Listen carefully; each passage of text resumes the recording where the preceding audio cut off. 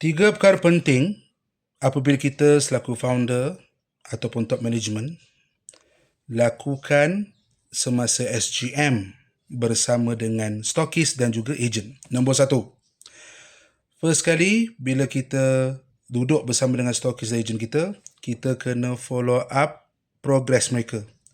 Follow up dari segi progress jualan, dari segi rekrutmen, dan siapa di antara ahli-ahli baru ini yang telah masuk dalam sistem latihan sokongan syarikat.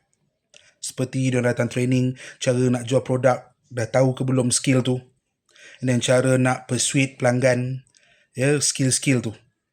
Sudah tentu, I'm sure syarikat anda ada tawarkan lah sistem latihan usahawan dan juga sistem sokongan untuk ejen-ejen anda. Itu nombor satu. Follow up. Nombor dua, segala apa cabaran yang mereka hadapi, kita lah selaku top management, founder, menjadi pendengar yang terbaik. Kita dengar segala bentuk cabaran mereka, kemudian satu persatu cabaran mereka tu, kita bagi solusi, penyelesaian atau cadangan yang akan memudahkan mereka.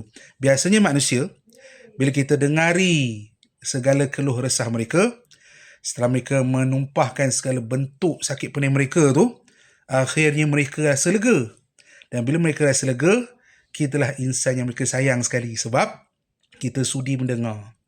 Ada kalanya ejen-ejen kita ni mereka tahu apa nak handle, tahu apa nak buat pun. Cuma dia nak third party yang sudi mendengar cabaran mereka dalam perjuangan masing-masing lah. Itu nombor dua. Menjadi pendengar yang terbaik. Nombor tiga, maha penting. Di samping sistem sokongan latihan usahawan, online ke offline, tak kisahlah anda buat melalui Zoom ke atau di dewan training ke kalau premis anda besar kan, ataupun anda import mana-mana guru-guru pasaran ke untuk didik ejen anda. Sistem sokongan yang ketiga ni, yang nombor tiga ni, yang saya minta adalah kena ada sistem online nak uruskan ejen tu. Sistem nak uruskan jual beli, pembayaran komisen, lepas tu marketing tools. Ada kalanya mereka berjumpa dengan klien terlupa bawa tools kan.